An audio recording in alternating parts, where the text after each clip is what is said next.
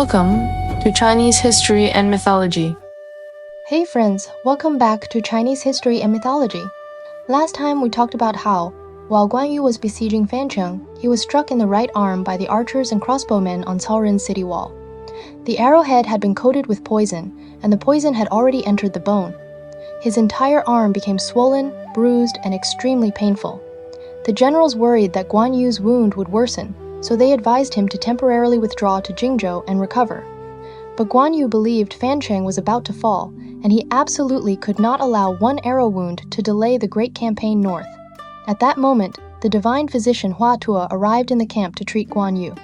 Hua Tuo said the poison had entered the bone, and the flesh had to be cut open so the poison could be scraped from the bone. Only then could the arm be saved. But Guan Yu showed no fear at all. He did not use a pillar or iron rings, nor did he cover his head or bind himself down. He simply drank wine, played chess with Ma Liang, and stretched out his arm for Hua Tuo to operate. Hua Tuo scraped the poison from the bone, and everyone in the tent could hardly bear to watch.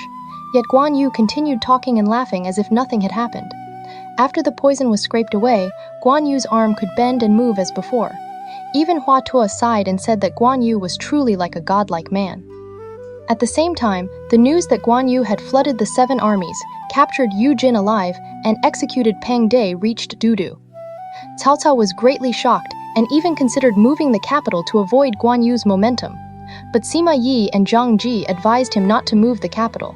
Instead, they suggested using the conflict between Sun Quan and Liu Bei, sending someone to Eastern Wu, and persuading Sun Quan to secretly seize Jingzhou from behind, so Guan Yu would be forced to divide his attention. After Sun Quan received Cao Cao the letter, he also believed this was a good chance to take Jingzhou. Lu Meng came from Lukou and advised Sun Quan to attack Jingzhou while Guan Yu was far away at Fancheng. But Lu Meng soon discovered that Guan Yu had already built beacon towers along the river, and Jingzhou was tightly defended. It would not be easy to make a move. So Lu Meng pretended to be ill, using this as a way to look for an opportunity. Lu Xun saw through Lu Meng's fake illness, so he went to visit him and offered a plan. He believed that although Guan Yu was brave, he was also extremely proud. The only person Guan Yu truly feared was Lu Meng. If Lu Meng pretended to resign because of illness and let the less famous Lu Xun take over Lukou, then Lu Xun could write an extremely humble letter to flatter Guan Yu. Guan Yu would surely lower his guard and move Jingzhou's troops toward Fancheng. Lu Meng and Sun Quan accepted this plan. After Lu Xun took over Lukou, he indeed wrote a letter and sent gifts, praising Guan Yu with great respect. Guan Yu saw that Lu Xun was young and that his words were so humble, so he laughed and accepted the gifts. From then on, he no longer took Eastern Wu seriously. Soon afterward, Lu Xun discovered that Guan Yu had already withdrawn most of Jingzhou's defending troops and moved them to Fancheng. He immediately reported this news to Sun Quan. Sun Quan then appointed Lu Meng as Grand Commander, placing him in charge of the Jiangdong army. Lu Meng selected soldiers who were skilled in swimming and had them all dress in white, pretending to be merchants as they rowed fast boats upriver. The real elite troops were hidden inside the cabins. When they reached the beacon towers, they pretended to be river merchants who had come ashore because the wind and waves were too strong. They also bribed the guards with gold and silver. The guards believed them and did not light the warning fires. At midnight, the Wu army suddenly struck. They captured all the guards at the beacon towers and the important posts along the river, and not a single man escaped. Then Lu Meng advanced straight ahead in complete silence and reached the walls of Jingzhou. Using the captured guards, he tricked the city gate open. The Wu army rushed in, and just like that, Jingzhou fell into Eastern Wu's hands. After entering the city, Lu Meng enforced strict military discipline. He forbade killing and looting, and he also forbade anyone from disturbing Guan Yu's family. He even executed one soldier for taking a bamboo rain hat from a civilian family to cover himself from the rain. Although that soldier was from Lu Meng's own hometown, Lu Meng still punished him according to military law. After this, the whole army was shaken, and the people of Jingzhou were temporarily settled. Sun Quan then entered Jingzhou and took over the city's affairs. He also released Yu Jin and sent him back to see Cao Cao. Immediately afterward, Sun Quan and Lu Meng began dealing with the 2 important places of Gong'an and Nan Commandery. Yu Fan volunteered to go to Gong'an and persuade Fu Shiren to surrender. Fu Shiren remembered that Guan Yu had punished him before, and resentment and fear had already taken root in his heart. Now that he heard Jingzhou had fallen, he opened the city and surrendered. On the surface, Sun Quan still allowed him to guard Gong'an, but Lu Meng worried that Guan Yu had not yet been captured and the situation was not yet stable. So he sent Fu Shiren to Nan Commandery to persuade Mi Fang to surrender. In other words, Guan Yu was still at the front line before Fancheng, believing that his fame shook all of China and that victory was within his grasp. But behind him, Jingzhou had already been taken by Eastern Wu, Fu Shiren had already surrendered, and Mi Fang was about to face his own choice. So would Mi Fang also betray Guan Yu? When would Guan Yu finally learn that Jingzhou had fallen? And how would this famous general, who had only just shaken the world, face the crisis now coming from behind him? Let's continue the story. When Mi Fang heard that Jingzhou had already fallen, he did not know what to do. Suddenly, someone reported that Fu Shiren, the defender of Gong'an, had arrived. Mi Fang quickly invited him into the city and asked what had happened. Fu Shiren said, "It is not that I am disloyal. The situation was truly desperate, and there was simply no way to defend it. I have already surrendered to Eastern Wu. General, you should surrender early as well." Mi Fang hesitated and said, "We have received great kindness from the king of Hanzhong. How can we bear to betray him?" Fu Shiren advised him, "Before Lord Guan left for the campaign, he already held resentment toward both of us. If he returns victorious, he will certainly not spare us lightly. General, you should think carefully." Mi Fang still said, "My brother and I have followed the king of Hanzhong for many years. How can I betray him overnight?" While he was still hesitating, a messenger sent by Guan Yu arrived. The messenger entered the hall and said, "General Guan's army is short of grain. He orders Nan Commandery and Gong'an each to send 100,000 shi of white rice. It must be delivered to the front line tonight without delay. If there is any delay, you will be executed at once." Mi Fang was shocked and said to Fu Shiren, "Now Jingzhou has already been taken by Eastern Wu. How can this grain possibly be delivered?" Fu Shiren snapped, "What are you still hesitating for?" With that, he drew his sword and killed the messenger on the spot. Mi Fang cried out in alarm, "Why did you kill him?" Fu Shiren said coldly, "Guan Yu sent someone here because he already wants to kill us. If you still refuse to surrender, sooner or later you will die by Guan Yu's hand." No sooner had he spoken than another report arrived. Lu Meng had already led troops to the city. Mi Fang was frightened and had no choice but to leave the city with Fu Shiren and surrender. Lu Meng was delighted and brought the two men to see Sun Quan. Sun Quan rewarded them generously, comforted the people, and held a banquet to reward the army. At this time, Cao Cao was in Zudu, discussing the situation in Jingzhou with his advisors when an envoy from Eastern Wu delivered a letter. Cao Cao opened it and saw that the letter said Eastern Wu was about to attack Jingzhou and hoped Cao Cao would strike Guan Yu from the other side. The letter also specially warned him not to leak the news in case Guan Yu became prepared. Cao Cao summoned everyone for discussion. The chief secretary Dong Zhao said, "Fancheng is now under siege and is desperately waiting for reinforcements. Why not shoot this letter into Fancheng? First, it will steady the morale inside the city. Second, it will let Guan Yu know Eastern Wu is going to attack Jingzhou. Once he worries about his rear, he will surely withdraw. Then Su Huang can pursue at the right moment and win." Cao Cao thought this made sense. On one hand, he sent people to urge Su Huang to fight quickly. On the other, he personally led a large army to Yangling Slope, south of Luoyang, preparing to rescue Cao Ren. Su Huang was in his tent when an envoy from the King of Wei suddenly arrived with orders. "The King of Wei has personally led a great army past Luoyang. He orders you to fight Guan Yu quickly and lift the siege of Fancheng." Before long, scouts also reported that Guan Ping was stationed at Yancheng, while Liao Hua was camped at Xizhong. Their 12 camps were linked front and rear with tight defenses. Su Huang then made a plan. He sent his deputy generals Xu Sheng and Lu Jian to carry his own banner and challenge Guan Ping at Yancheng, while he personally led 500 elite soldiers along a small path by the Mian River to launch a surprise attack on the rear of Yancheng. When Guan Ping heard that Su Huang had arrived, he led troops out to meet him. Before the two armies, Guan Ping first fought Xu Sheng and defeated him in 3 rounds. Lu Jian then rode out, but after 5 or 6 rounds, he was also defeated. Guan Ping pursued the victory for more than 20 li. Suddenly, someone came to report, "The city is on fire." Guan Ping realized he had fallen into a trap and hurried back to rescue Yang Cheng. Halfway there, Su Huang's ambush troops charged out. Su Huang stood beneath the command banner and shouted, "Good nephew Guan Ping, how can you be so blind to your own limits? Jingzhou has already been taken by Eastern Wu, and you are still causing trouble here." Guan Ping was furious and charged straight at Su Huang with his blade. After only 3 or 4 rounds, flames rose high from Yancheng and battle cries shook the city. Guan Ping did not dare continue the fight and had no choice but to break out and flee towards Xizhong camp. Liao Hua came forward to meet him and said anxiously, "Now, rumors are spreading everywhere in the army that Jingzhou has been taken by Lu Meng. The soldiers are in chaos. What should we do?" Guan Ping said, "That must be a rumor. If anyone in the army dares say it again, execute him immediately." Just then, another report came. The first camp to the north had been attacked by Zhu Huang. Guan Ping judged that if the first camp was lost, the other camps would also become unstable. So he and Liao Hua led elite soldiers to rescue it. Before leaving, Liao Hua ordered his men to defend Xizhong camp to the death and said that if the enemy attacked, they should light a fire as a signal. But the defending officer laughed and said, "Xizhong camp has 10 layers of wooden barriers. Even birds cannot fly in. Why should we fear enemy troops?" That night, Guan Ping led troops in a night attack against Su Huang's camp. But when they rushed inside, they found it completely empty. Guan Ping knew something was wrong and quickly ordered a retreat. Suddenly, Su Shang attacked from the left and Lu Jian from the right, striking from both sides. Guan Ping suffered a heavy defeat. The Wei army pressed the attack and surrounded Guan Ping and Liao Hua. Unable to hold out, the two abandoned the first camp and rushed back towards Xizhong camp. From a distance, they saw flames rising from Xizhong camp, and the entire camp was filled with Wei banners. With no other choice, they changed direction and returned to the main camp, reporting to Guan Yu. Su Huang has already captured Yangcheng and other positions. Cao Cao has also personally led a large army in 3 routes to rescue Fancheng. And everywhere in the army, people are saying that Jingzhou has been taken by Lu Meng. Guan Yu shouted, "This is an enemy rumor, deliberately spread to shake our army. Lu Meng is seriously ill, and Lu Kou has only been handed to that child Lu Sun.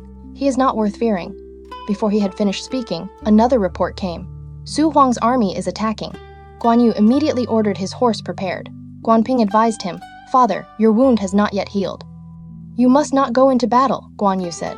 "Su Huang is an old acquaintance of mine. I know his ability well. If he refuses to withdraw, I will cut him down first and show the Wei army my strength." Guan Yu put on his armor and rode out.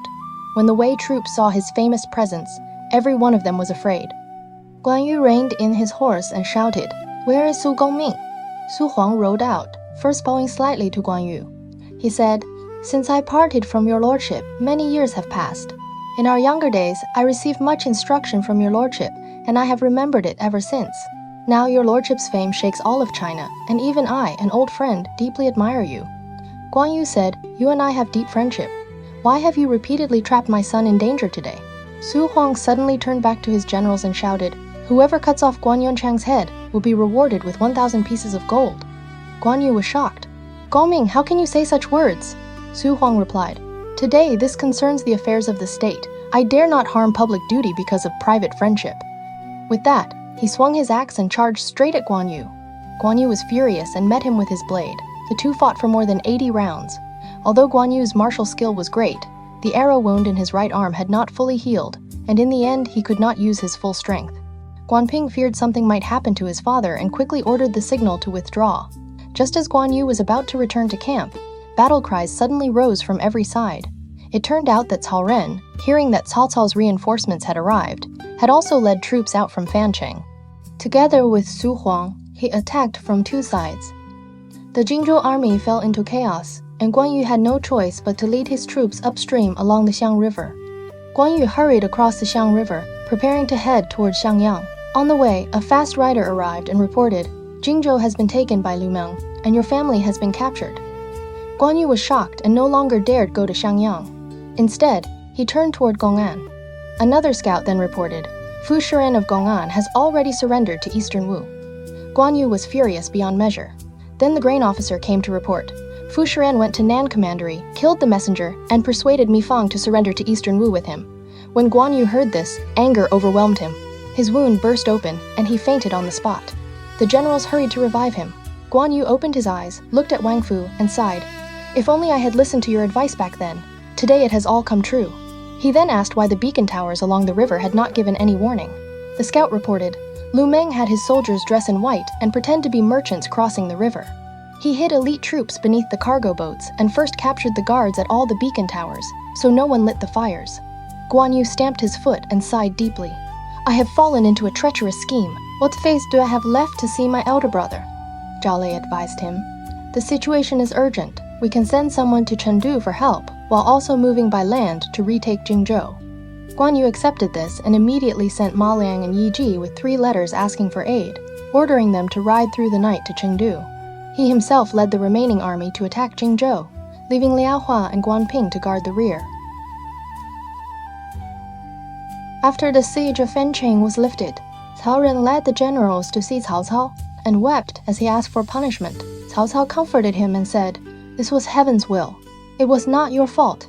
After inspecting the defenses near Sejong camp, Cao Cao said to the generals, "The Jingzhou camps were layered one after another, with barriers and trenches arranged tightly. Yet Su Gongming was able to drive deep into them and win. I have commanded troops for more than 30 years, and even I have never dared enter so deeply into an enemy camp. Gongming truly has extraordinary courage and judgment." He then appointed Zhu Huang as general who pacifies the south and ordered him to guard Xiangyang together with Yao Shang and intercept Guan Yu, while he himself stationed troops at Mopi to wait for further news. Guan Yu now had Eastern Wu's army in front and Wei troops pursuing from behind. He could neither advance nor retreat. He said to Zhao Lei, "Now Wu troops are in front, Wei troops are behind, and we do not know when reinforcements will arrive. What should we do?" Zhao Lei said, "When Lu Meng was stationed at Lukou, he once wrote to you saying he wished to join Jingzhou in fighting Cao. Now he has turned around and helped Cao Cao attack Jingzhou, breaking the alliance. General, you might as well station the army here for now and write a letter questioning Lu Meng. Let us see how he replies." Guan Yu thought this was reasonable and sent an envoy to Jingzhou. After Lu Meng occupied Jingzhou, he issued orders to all commanderies. The families of soldiers who had gone on campaign with Guan Yu were not to be disturbed. They were to receive grain every month, and if anyone became sick, doctors were to be sent to treat them. Because of this, the families of the Jingzhou soldiers were all settled and secure. When Guan Yu's envoy arrived, Lu Meng personally went out of the city to welcome him and treated him with the courtesy due to a guest. After reading Guan Yu's letter, Lu Meng said, "I have a personal friendship with General Guan, but this is now my lord's command, and I cannot decide matters on my own. Please return and tell the general that I, Lu Meng, still hold him in respect." He then held a banquet for the envoy and let him rest at the guest station. When the families of the soldiers who had gone on campaign heard that the envoy had arrived in Jingzhou, they all came to ask about news. Some asked him to carry letters, while others asked him to carry spoken messages, all saying that their families were safe and had enough food and clothing. After the envoy returned to camp, he honestly relayed Lu Meng's words and also said that the families of the soldiers in the city were all safe, well supplied, and unharmed. Guan Yu was furious after hearing this. "That treacherous villain is truly cunning. If I cannot kill him while I live, I will kill him after death to ease this hatred." After the envoy left Guan Yu's main tent, the soldiers and officers gathered around him to ask about their families. The envoy gave out the family letters and also told them that Lu Meng was treating their relatives very well. After hearing this, the soldiers were relieved that their families were safe. But because of that, they no longer wanted to fight to the death. Their will to battle dropped greatly. Guan Yu continued leading the army toward Jingzhou, but along the way, soldiers kept secretly deserting and returning to Jingzhou. Guan Yu became more and more furious and could only urge the army to move faster. Suddenly, loud shouting rose ahead, and a Wu force blocked the road. The leading general was Jiang Qin. Jiang Qin reined in his horse and shouted, "Yan Chang, why not surrender now?" Guan Yu cursed angrily. "I am a general of the Han. How could I surrender to rebels?" With that, he swung his blade and charged straight at Jiang Qin. After 3 exchanges, Jiang Qin fled in defeat. Guan Yu pursued him for more than 20 li. Suddenly, shouting rose from the valleys on both sides. Han Dang attacked from the left, Zhou Tai from the right, and Jiang Qin turned back to fight again. The 3 forces attacked from 3 sides. Guan Yu hurriedly led his troops in retreat. As they withdrew, they saw smoke and fire constantly rising from a ridge on the southern mountain. On one white banner were written the words, "Local people of Jingzhou." The people on the mountain shouted for local soldiers to surrender quickly.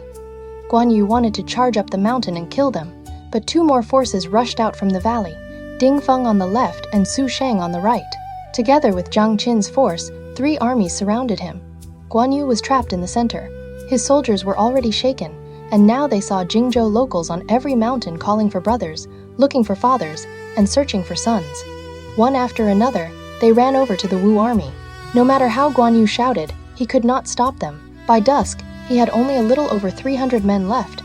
They fought until the 3rd watch of the night. Suddenly, shouting rose from the east. Guan Ping and Liao Hua had attacked from 2 directions, and broken into the encirclement to rescue Guan Yu. Guan Ping advised him, "Now the army's morale has collapsed. We must first find a city and settle down temporarily while we wait for reinforcements. Meicheng is small, but we can stay there for now." Guan Yu then led the remaining soldiers into Meicheng, guarded all 4 gates, and summoned the generals to discuss what to do. Zhao Lei said, "This place is not far from Shangyong, where Liu Feng and Meng Da are stationed. We can immediately send someone to ask for help. If the troops from Shangyong come to rescue us, and then we wait for the main army from Chengdu, morale can still be stabilized." Just as he was speaking, a report arrived. Wu troops had already reached the city and surrounded Meicheng on all sides. Guan Yu asked, "Who dares break through the siege and go to Shangyong for help?" Liao Hua said, "I am willing to go." Guan Ping said, "I will escort you through the encirclement." Guan Yu wrote the letter and handed it to Liao Hua, then ordered the horses to be well fed. The 2 men opened the gate and left the city, immediately running into Ding Feng's interception. Guan Ping fought hard and drove Ding Feng back. Liao Hua seized the chance, broke through the siege and rode straight toward Shangyong.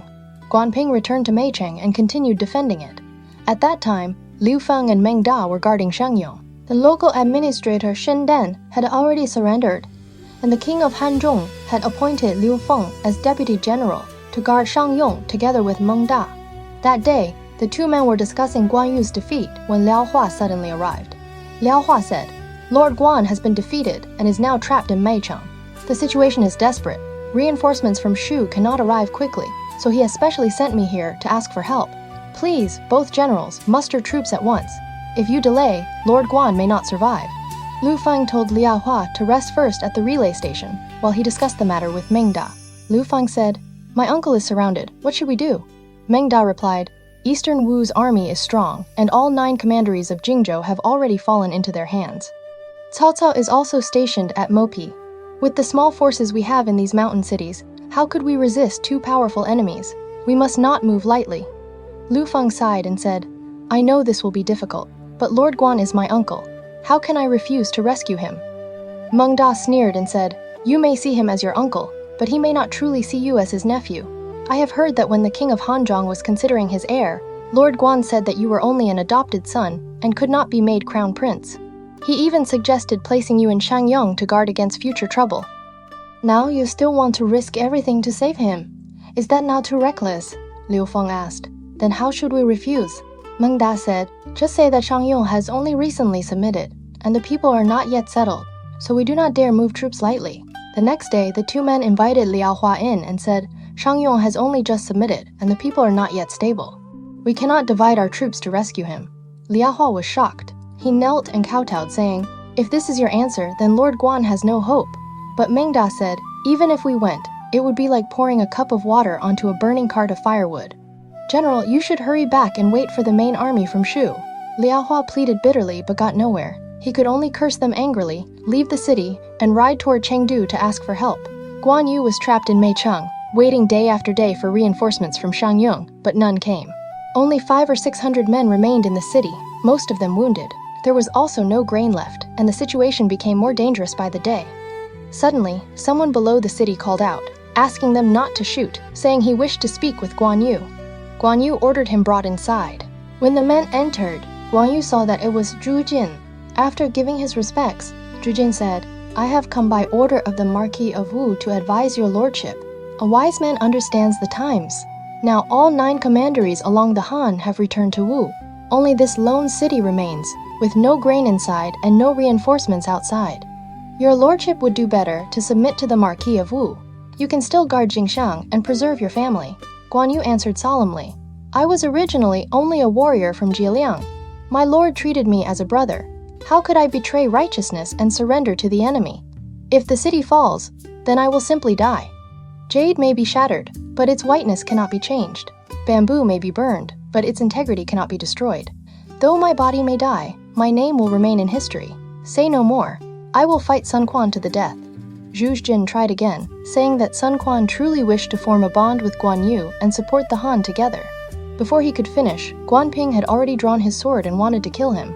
Guan Yu stopped him and said, "His younger brother Kongming is still in Shu, assisting my elder brother. If we kill Zhu Jin, would that not damage the bond between the 2 brothers?"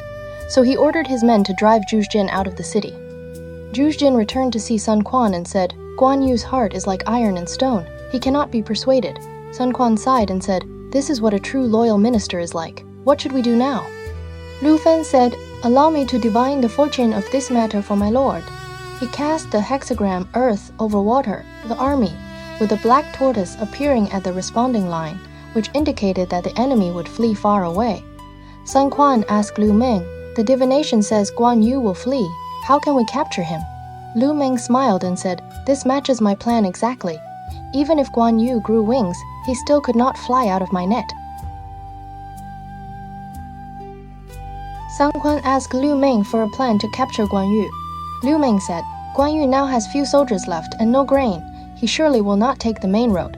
Most likely, he will escape from the small road north of Meiqing and head toward western Sichuan. We can send Zhu Ran with 5,000 elite troops to hide 20 li north of Meiqing. When Guan Yu passes, there is no need to fight him head-on. Just pursue him from behind and force him to flee toward Linju. Then send Pan Zhang with 500 elite soldiers to hide along the mountain road at Linju, and Guan Yu can be captured. Our other forces should attack all 4 gates of Meiqing, but leave only the north gate open so that he will flee that way on his own." After hearing this, Sun Quan again asked Lu Fan to divine the matter. After casting the divination, Lu Fan said, "The hexagram shows that the enemy will flee toward the northwest. Tonight, at the hour of high, he will surely fall into the net." Sun Quan was delighted, and immediately ordered Zhu Ran and Pan Zhang to each lead elite troops and set their ambushes according to the plan. Meanwhile, Guan Yu was trapped inside Meiqing. After counting his troops, he found that only a little over 300 men remained, and their grain was almost gone. At night, the Wu soldiers outside the city shouted the names of the Shu soldiers, and many soldiers climbed over the wall and fled. Yet reinforcements still did not come. Guan Yu sighed to Wang Fu, "Now I regret not listening to your words back then. Things have come to this, what else can be done?" Wang Fu wept and said, "In this situation, even if Jiang Ziya returned to life, I fear he would have no plan." Zhao Lei said, "The reinforcements from Shangyong have not come because Lu Feng and Meng Da are staying where they are. Meiqing is now an isolated city. It would be better to abandon the city and break through, return to western Sichuan first, rebuild the army, and then plan the next step." Guan Yu sighed and said, "That is also what I was thinking." He climbed the city wall and looked out. Seeing that there were fewer enemy troops outside the north gate, he asked the local people about it. They said that beyond the north gate was a small mountain path that could lead to western Sichuan.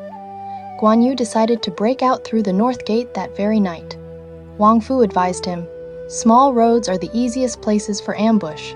It would be better to take the main road." But Guan Yu said, "Even if there is an ambush, what do I have to fear?" He then ordered the remaining soldiers to prepare their equipment and get ready to leave the city. Wang Fu wept and said, "Your lordship must be extremely careful on the road.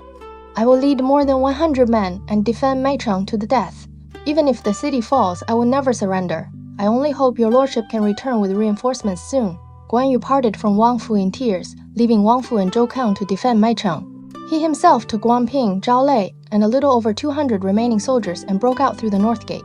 Guan Yu held his blade across his saddle and opened the road ahead. After traveling more than 20 li, drums and gongs suddenly thundered in the valley, and a Wu force charged out. The leading general was Zhu Ran. Zhu Ran shouted, "Yan Cheng, stop running! Surrender quickly if you want to live."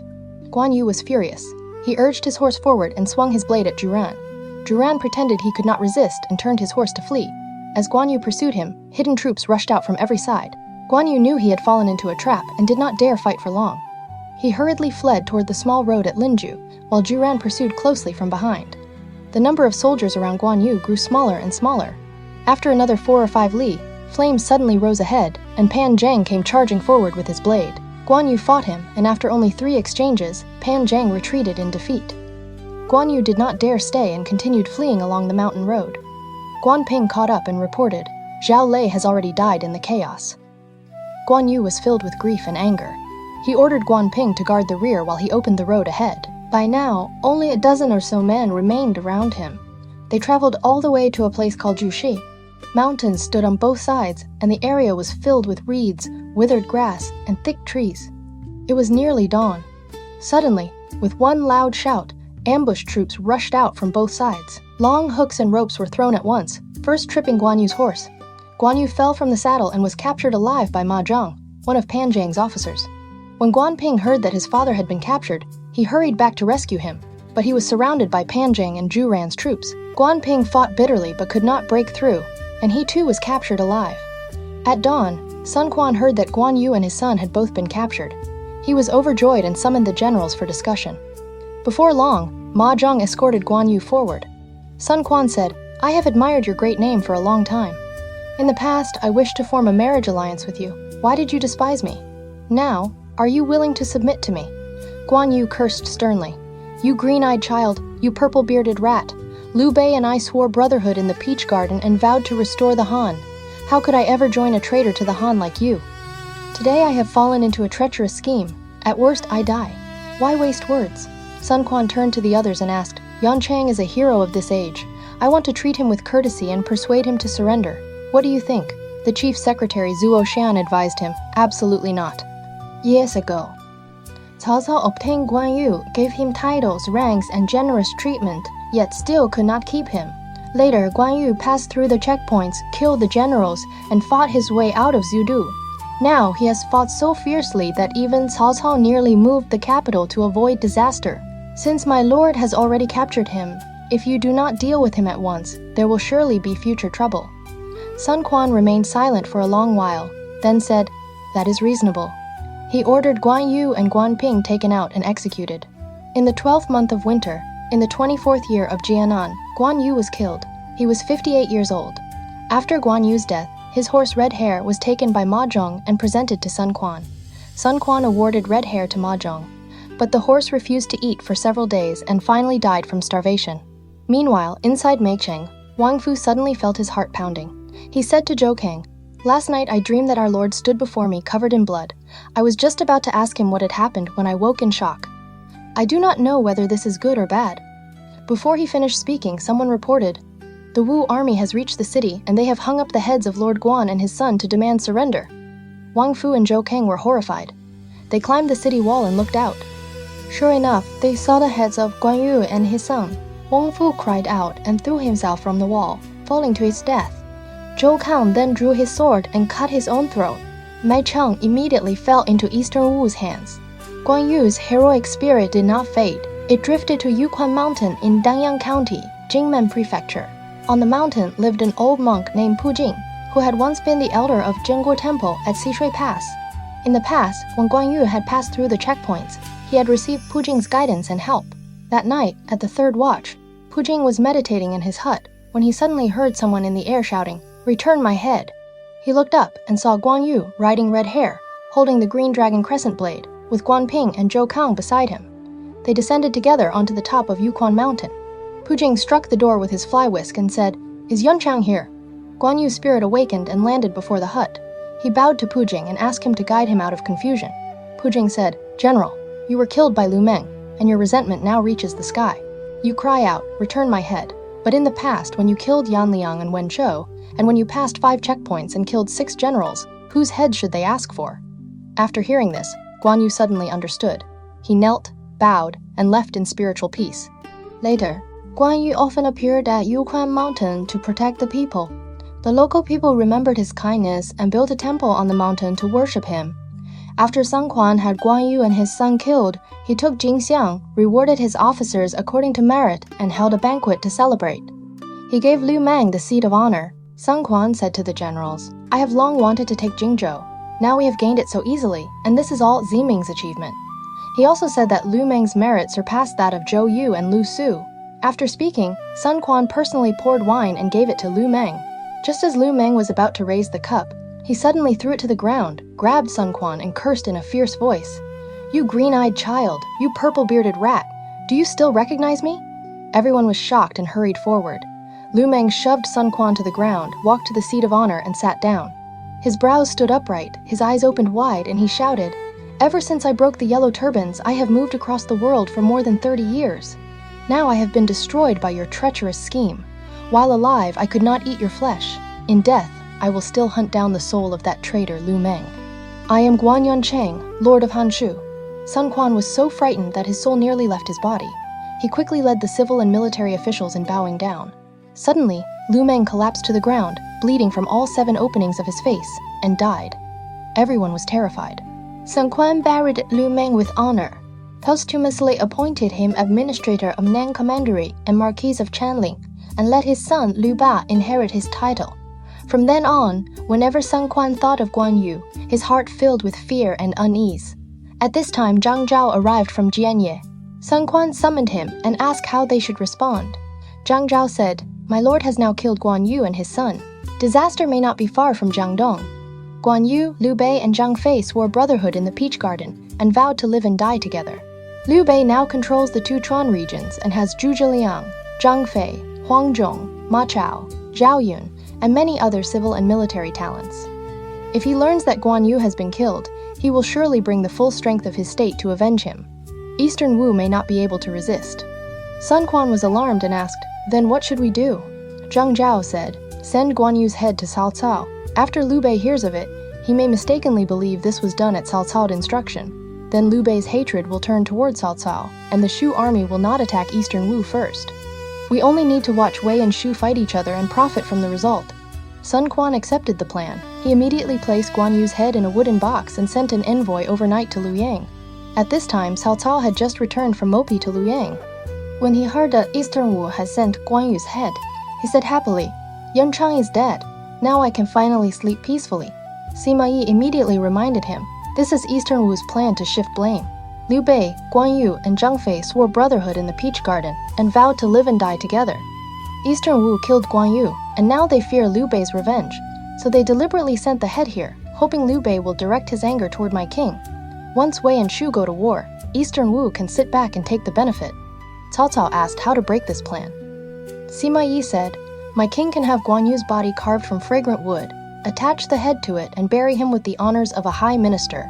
When Liu Bei hears of this, he will know it was Eastern Wu who killed him and will hate Sun Quan even more. We only need to watch Wu and Shu fight.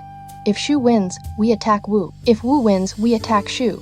Cao Cao was delighted and followed the plan. Cao Cao summoned the Wu envoy and received the wooden box. When he opened it, he saw that Guan Yu's face looked as if he were still alive. Cao Cao smiled and said, "Lord Yan Cheng, have you been well since we last met?" No sooner had he spoken than Guan Yu's head opened its mouth and moved its eyes, while the beard and hair all stood out. Cao Cao was so frightened that he fell to the ground. The officials hurried to help him up. Still shaken, Cao Cao said, "General Guan truly is a heavenly spirit." The Wu envoy then explained how Guan Yu had appeared through Lu Meng, cursed the Sun Quan, and demanded Lu Meng's soul. Cao Cao became even more afraid. He personally arranged sacrifices, had Guan Yu's body carved from agarwood, and buried him outside the southern gate of Luoyang with the honors of a prince. Civil and military officials escorted the funeral. Cao Cao personalized offered sacrifices, posthumously honored Guan Yu as king of Jing, and sent officials to guard the tomb. Afterward, he sent the Wu envoy back to Jiangdong with his reply. Meanwhile, after Liu Bei returned to Chengdu from Dongchuan, Fa Jing submitted a memorial saying, "Your original wife has passed away, and Lady Sun has returned to Eastern Wu. The inner palace should not remain empty for long. You should take a new queen." Liu Bei agreed. Fa Jing then recommended Wu Yi's younger sister, saying she was beautiful, virtuous, and wise, and that a fortune teller had once said she was destined for great honor. At first, Liu Bei hesitated because she had once been married to his kinsman Lu Mao. Fa Jing persuaded him by citing the example of Duke Wen of Jin marrying Huai Ying. In the end, Liu Bei took Lady Wu as queen. Later, Lady Wu gave Liu Bei two sons, Lu Yong and Lu Li. At that time, the two Chuan regions enjoyed favorable weather and the people lived in peace. Suddenly, someone came from Jingzhou and reported that Eastern Wu had once proposed a marriage alliance to Guan Yu, but Guan Yu had rejected it harshly. When Kongming heard this, his expression grew serious. He said, "I fear something may happen in Jingzhou. We should send someone to replace Guan Yu and bring him back." While they were still discussing this, victory reports from Jingzhou arrived one after another. Guanxing also reached Chengdu and reported in detail how Guan Yu had flooded the 7 armies. Soon afterward, another urgent rider reported that Guan Yu had built many beacon towers along the river and that the defenses were tight, with no danger of failure. Only then did Liu Bei feel slightly relieved. But not long afterward, Liu Bei suddenly began trembling all over and could not sit or stand in peace. That night, unable to sleep, he rose and read by candlelight. As he read, his mind became blurred, and he fell asleep over the desk. Suddenly, a cold wind blew in, and the lamp went out, and then lit again. Liu Bei raised his head and saw a man standing beneath the lamp. It was Guan Yu. Liu Bei asked, "My worthy brother, you have come here deep at night. There must be something important. You and I are as close as flesh and bone. Why do you still hold back from me?" Guan Yu's face was covered in tears. He said, "I beg my brother to raise troops and avenge me." After he spoke, a cold wind swept through, and he disappeared without a trace. Liu Bei woke in shock and realized it had been a dream. It was the third watch of the night.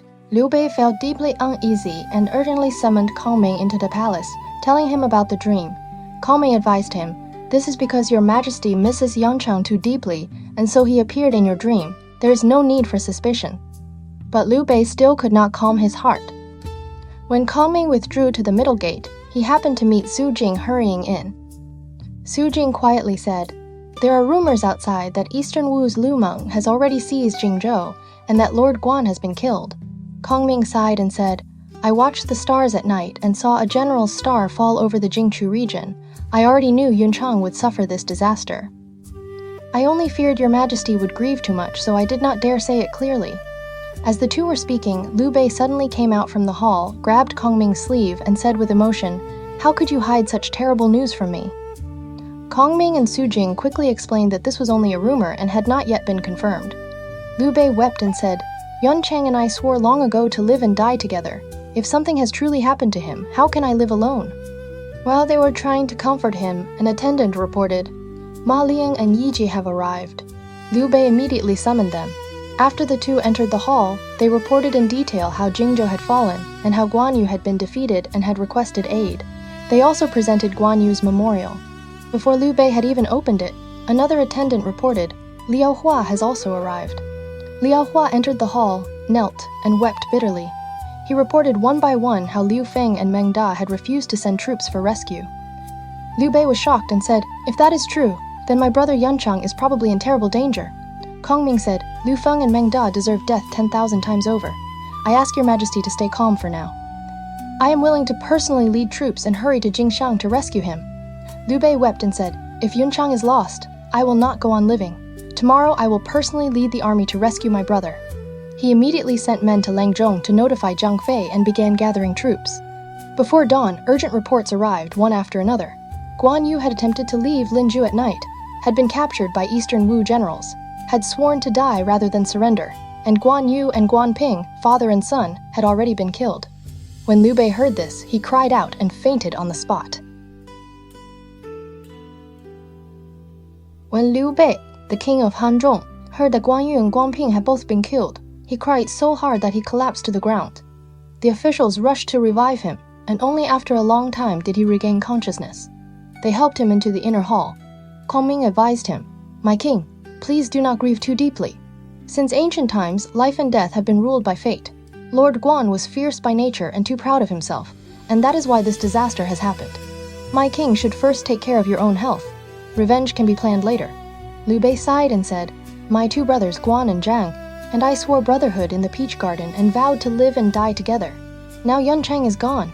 How can I enjoy wealth and honor alone?" Before he could finish, Guanxing rushed into the hall crying. When Liu Bei saw Guanxing, his grief became even greater. He cried aloud and fainted to the ground once more. Everyone hurried to save him. That day, Liu Bei fainted 3 to 5 times. For 3 days he took no food or water. He did nothing but weep. His robe was soaked through with tears, and the cloth was stained with blood. Kongming and the officials tried again and again to comfort him. Liu Bei gritted his teeth and said, "From this day on, Eastern Wu and I cannot live under the same sun and moon." Kongming said, "I heard that Eastern Wu presented Lord Guan's head to Cao Cao, but Cao Cao buried Lord Guan with the honors of a prince." Liu Bei asked in shock, "What does that mean?" Kongming explained, "Eastern Wu wanted to shift the blame onto Cao Cao, but Cao Cao saw through the scheme, so he buried Lord Guan with honor in order to make my king place the hatred on Eastern Wu." Liu Bei said angrily, "I will personally lead troops right now to attack Eastern Wu and avenge Yancheng." Kongming hurriedly stopped him. "Absolutely not. Eastern Wu wants us to attack Wei, and Wei also wants us to attack Eastern Wu. Both sides are using schemes, waiting for us to move first, so they can profit from it.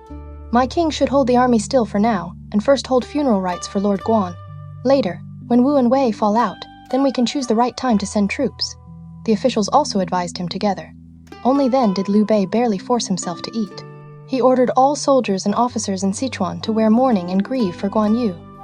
Liu Bei personally went out through the southern gate to summon Guan Yu's spirit and offer sacrifices. He wept for the entire day, overcome with grief. Meanwhile, after Cao Cao buried Guan Yu in Luoyang, every night when he closed his eyes, he dreamed of Guan Yu appearing before him. His heart was filled with fear and unease. He asked the officials how this could be resolved. Someone said, "The old palace in Luoyang has been neglected for many years, and there is often an evil atmosphere there. It would be better to build a new hall." Cao Cao said, "I have long wanted to build a hall of founding beginning. I only lacked a skilled craftsman." Jiesu recommended a craftsman in Luoyang named Su Yue, saying that he was highly skilled in construction. Cao Cao immediately summoned Su Yue into the palace and ordered him to draw the plans. Su Yue quickly drew the design for a 9-bay grand hall, complete with corridors, side buildings, and towers. Cao Cao was very pleased after seeing it.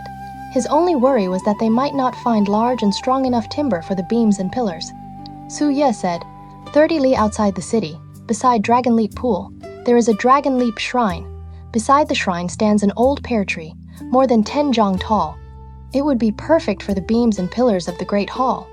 Cao Cao was delighted and immediately sent men to cut it down. The next day, the woodcutters returned and reported that axes could not cut into the pear tree and saws could not saw through it. It could not be moved at all. Cao Cao did not believe them. He personally led several hundred cavalrymen to Dragon Leap Shrine. There he saw the old pear tree, its branches and leaves thick and lush, rising high like a great canopy.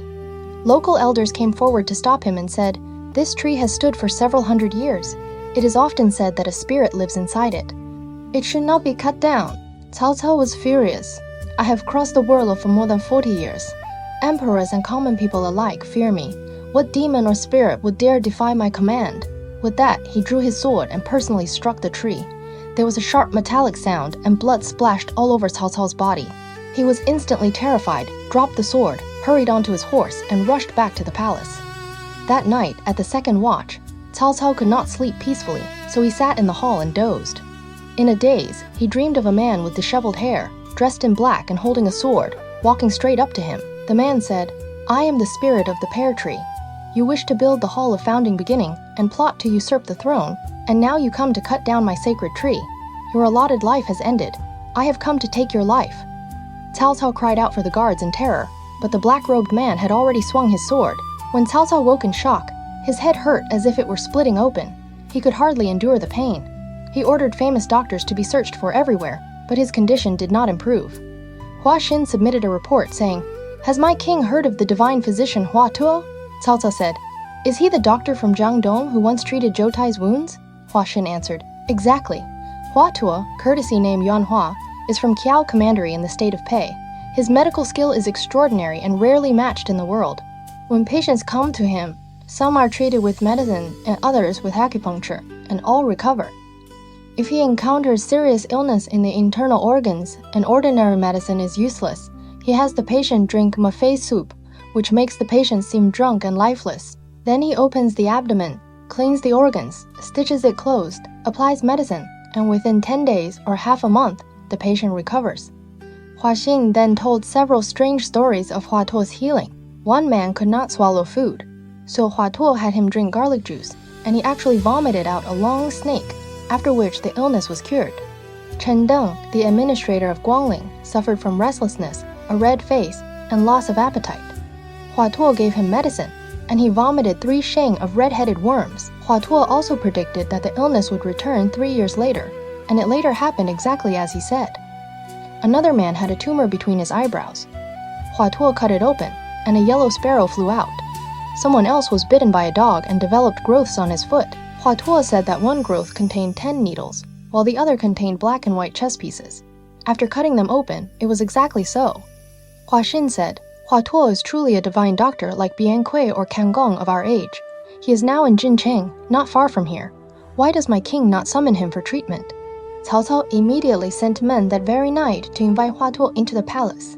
After taking Cao's pulse, Hua Tuo said, "My king's headache is caused by wind illness, and the root of the disease lies inside the brain. If the wind phlegm is not removed, medicine will be useless. I have one method. First, my king must drink Ma Fei soup.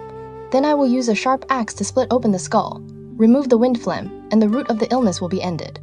When Cao Cao heard this, he flew into a rage. "You are trying to kill me!" Hua Tuo said, "Has my king not heard that when Lord Guan was struck by a poisoned arrow, I personally scraped the poison from his bone, and he did not even frown? Now my king has only a minor illness. Why be so suspicious?" Cao Cao said, An arm can be scraped, but how can a head be split open? You must have old ties with Guan Yu and want to take this chance to avenge him. He then ordered Hua Tuo thrown into prison and tortured. Jia Su advised him, a divine doctor like this is rare in the world. He must not be killed lightly. But Cao Cao said, this man wants to harm me. How is he any different from Ji Ping before? He ordered Hua Tuo to be tortured and interrogated. While Hua Tuo was imprisoned, there was a jailer surnamed Wu, known as Wu the prison warden. Every day he brought Hua Tuo wine and food and took care of him. Hua Tuo was grateful for his kindness and said to him, my life will not last much longer. My only regret is that my Qingnangshu has not been passed down to the world. You have shown me kindness. I will write you a letter. Send someone to my home to retrieve the book and pass on my medical knowledge. Wu, the prison warden, was delighted and said, if I obtain this book, I will resign from my post, devote myself to medicine, and save people. Hua Tuo wrote the letter for him. Wu, the prison warden, went to Jingcheng and brought back the Qingnangshu. After Hua Tuo checked it, he gave the book to him. Not long afterward, Hua Tuo indeed died in prison. After Wu, the prison warden, bought a coffin and buried Hua Tuo, he resigned and returned home, preparing to study the Qingnangshu. But as soon as he arrived home, he saw his wife burning the book. He was shocked and rushed to save it, but only 1 or 2 pages were left. Wu, the prison warden, angrily cursed his wife. His wife said, even if you learn to be as skilled as Hua Tuo, will you not still die in prison like him? What is the use of studying it? Wu, the prison warden, could only sigh. From then on, the Qingnangshu was never passed down. Later generations only inherited small remedies such as castrating roosters and pigs, and those came from the 1 or 2 surviving pages. After Cao Cao killed Hua Tuo, his illness grew even worse, but he still worried about the situation with Wu and Shu. Suddenly, a close attendant reported that Eastern Wu had sent an envoy with a letter. Cao Cao opened it and saw that the letter said, in essence, San Quan understood that heaven's mandate belonged to the King of Wei. He hoped the King of Wei would soon ascend the throne as emperor, send troops to destroy Liu Bei, and pacify the 2 Chuan regions. San Quan was willing to lead his people, present his lands, surrender, and serve the King of Wei. After reading it, Cao Cao laughed loudly, showed the letter to the officials, and said, this boy wants to roast me over the fire. Attendant Chen Kun and others seized the chance to submit a proposal. The Han house has long since declined. Your Highness's virtue and achievements are outstanding, and all people look up to you. Now Sun Quan has declared himself your subject. This shows the will of heaven and the will of the people. Your Highness should follow heaven and the people and ascend the throne as emperor. Cao Cao smiled and said, I have assisted the Han for many years. Though I have made achievements, my rank has reached king, and that is already the highest point. How would I dare call myself emperor? If heaven's mandate truly rests with me, then I will only be like King Wen of Zhou. Sima Yi said, since Sun Quan has declared himself a subject, my king can grant him official rank and title, then make him send troops to resist Liu Bei. Cao Cao accepted this and immediately submitted a memorial naming Sun Quan General of Chariots and Cavalry, Marquis of Nanchang, and Governor of Jingzhou. He then sent an envoy with the imperial edict to Eastern Wu. Cao Cao's illness grew worse by the day. One night, he dreamed of 3 horses eating from the same trough. At dawn, he asked Jia Su, in the past, I also dreamed of 3 horses eating from one trough and suspected that it pointed to Ma Teng and his sons. Now Ma Teng is dead, yet last night I dreamed this sign again. Is it good or bad? Jia Su advised him, a horse of fortune is an auspicious sign. This means fortune returns to Cao. My king need not be suspicious. After hearing this, Cao Cao felt slightly at ease. Another night, Cao Cao was sleeping in his palace. Around the 3rd watch, he felt dizzy and rose to rest against his desk. Suddenly, he heard a sound inside the hall, like cloth being torn apart. He looked up and saw Empress Fu, Lady Dong, 2 imperial princes, Fu Wan, Dongcheng, and more than 20 others, all covered in blood, standing among dark clouds and faintly crying out that they had come to claim his life. Cao Cao was horrified. He drew his sword and slashed wildly into the air. With a loud crash, the southwest corner of the palace collapsed. Cao Cao fainted from fright. His attendants quickly rescued him and moved him to another palace to recover. The next night, the sounds of men and women weeping continued outside the hall. The officials urged Cao Cao to invite Taoist priests to set up altars and pray. Cao Cao sighed and said, the sages said that when one has offended heaven, there is nowhere to pray. My fate has ended. What can still save me? So he refused the prayers. The next day, Cao Cao's illness grew even worse. Suddenly, his vision went dark, and he summoned Yahou Dun to discuss matters. As soon as Yahou Dun reached the palace gate, he also saw Empress Fu. Lady Dong, the imperial princes, Fu Wan, Dong Cheng, and the others standing among dark clouds. He was so frightened that he fainted, and from then on he too fell ill. Cao Cao knew that his end was near. He summoned Cao Hong, Chen Qun, Jia Su, Sima Yi, and others to his sickbed and gave his final instructions. Cao Hong and the others knelt and urged him to take care of himself. Cao Cao said, "I have crossed the world for more than 30 years. Most of the heroes have been destroyed. Only San Quan of Jiangdong and Liu Bei of Western Shu have not yet been pacified. Now I am seriously ill and cannot say much more. I can only entrust my family affairs to you." Cao Cao then said, "My eldest son Cao Ang died long ago at Wangcheng. Lady Bian bore me 4 sons, Cao Pi, Cao Zhang, Cao Zhi, and Cao Xiong. I love Cao Zhi most, but although he has talent, he is not honest enough, and he loves drinking and indulgence. He is not suitable to inherit. Cao Zhang is brave, but lacks strategy. Cao Xiong is weak and often ill, and he cannot be relied upon either. Only Cao Pi is steady, respectful, and cautious. He is suited to inherit the great enterprise. You must assist him." Cao Hong and the others accepted the order with tears. After that, Cao Cao ordered his attendants to bring out the precious incense and perfumes he had collected and distribute them among his concubines. He instructed them, "After I die, you should learn women's work and make silk shoes and clothing to sell, so you can support yourselves." He also ordered that the concubines live on Bronze Sparrow Terrace, and that during daily sacrifices, female musicians should play music and food should be offered. He further ordered that 72 suspicious tombs be built outside the military training city in Jiangdi Prefecture, so that later generations would not know the true location of his burial, and his grave could not be dug up. After finishing these instructions, Cao Cao gave a long sigh, tears falling like rain. Before long, he died at the age of 66. This was the first month of spring in the 25th year of Jian'an. After Cao Cao died, all the civil and military officials came to mourn. At the same time, they sent men to report the death to the heir Cao Pi, the Marquis of Yanling, Cao Zhang, the Marquis of Lindsay, Cao Zhi, and the Marquis Sha Huai, Cao Xiong. The officials placed Cao Cao's body in a golden coffin with a silver outer coffin, and that very night they carried the coffin toward Yi Commandery. When Cao Pi learned that his father had died, he cried aloud and led officials of every rank 10 li outside the city, kneeling to welcome the coffin. The coffin was brought into the city and placed in a side hall. The officials wore mourning clothes and gathered in the hall to weep. Suddenly, one man stepped forward and said, "I ask the heir to stop grieving for now and discuss the great matter." Everyone looked and saw that it was Sima Fu, the palace attendant. Sima Fu said, "The king of Wei has died and the world is shaken. The successor must be established at once to calm people's hearts. How can we only focus on crying?" The officials said, "The heir should naturally succeed, but there is still no imperial edict from the Son of Heaven. We cannot act on our own." Chen Zhao, the minister of war, said sternly, "The king of Wei died away from the capital. If the sons fight over the succession, the state will be in danger." After saying this, he drew his sword and cut off his own sleeve. "Today, I ask the heir to succeed. If any official here objects, let him be like this sleeve." Everyone was afraid and did not dare oppose him. Just then, someone reported that Hua Xin had arrived on horseback from Zuchang. Everyone was startled. After entering the hall, Hua Xin said, "The king of Wei has passed away and the world is shaken. Why do you not invite the heir to succeed at once?" The official said, "Only because there is no imperial edict yet. We were just discussing whether to follow Queen Dowager Bian's wishes and establish the heir as king." Hua Xin said, "I have already obtained the imperial edict from the Han emperor." Everyone was delighted. Hua Xin took the edict from his robe and read it aloud. In truth, this edict had been drafted by Hua Xin himself in order to ingratiate himself with Wei, and he had forced Emperor Xian of Han to approve it.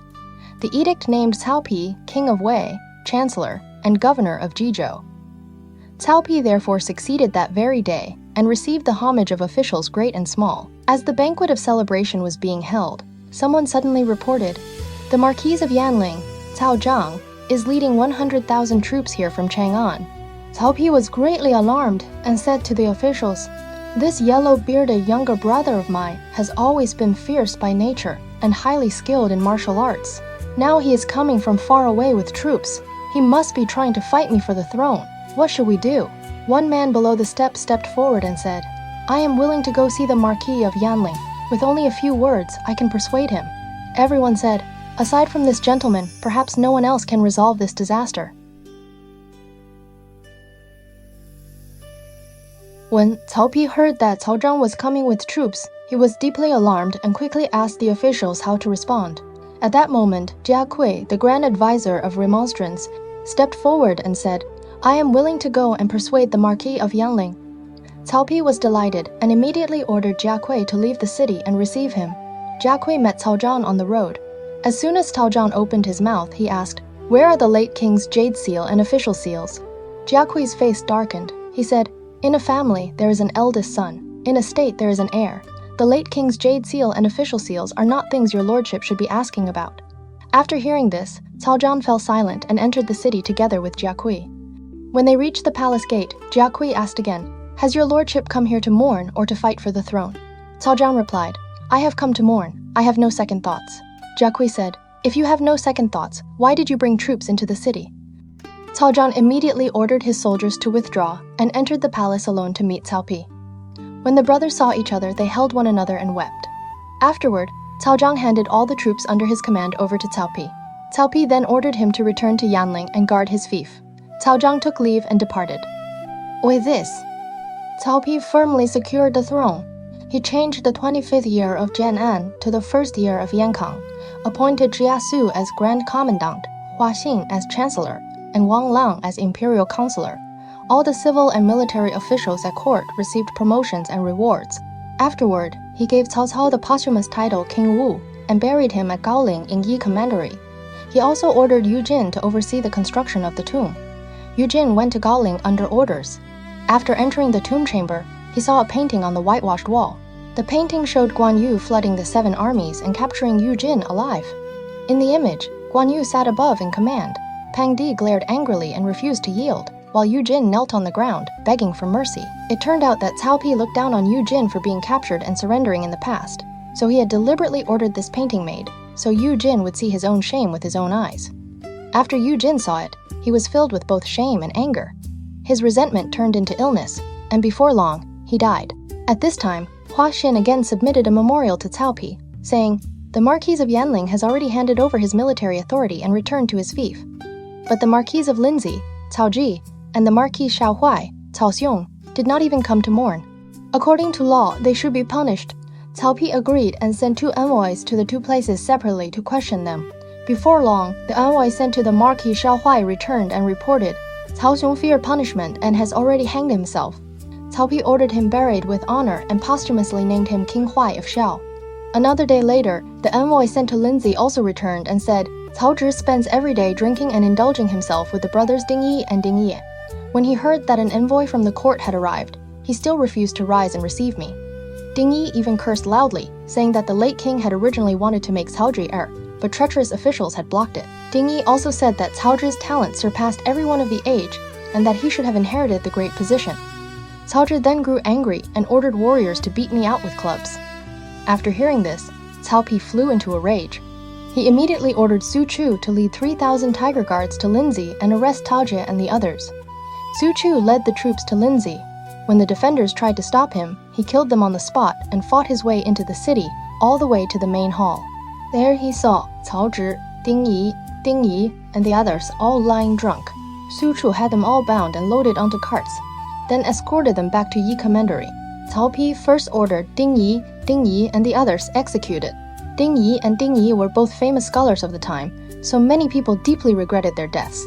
When Cao Pi's mother, Empress Dowager Bian, heard that Cao Xiong had killed himself, and then heard that Cao Zhi had been captured and Ding Yi and the others had been executed, she was greatly alarmed. She hurried out of the palace to summon Cao Pi.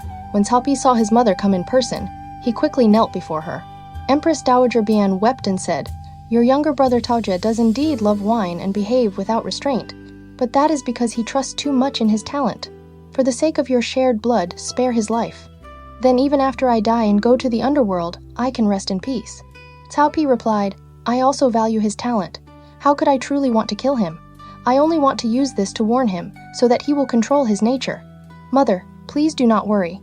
Only then did Empress Dowager Bian return to the palace in tears. Cao Pi came out from the side hall and summoned Cao Jid into the palace.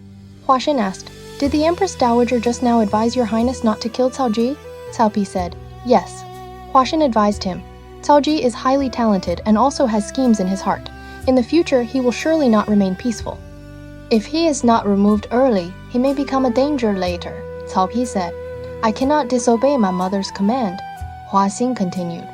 People all say that Cao Zhi can compose fine writing the moment he opens his mouth, but I do not fully believe it. Your Highness should test him face to face. If he has no true talent, he can be executed. If he truly has talent, then you can demote him, which will also silence the scholars of the realm. Cao Pi thought this made sense and accepted the plan. Before long, Cao Zhi entered the hall and knelt in fear, asking forgiveness. Cao Pi said, although you and I are brothers, we are now also ruler and subject.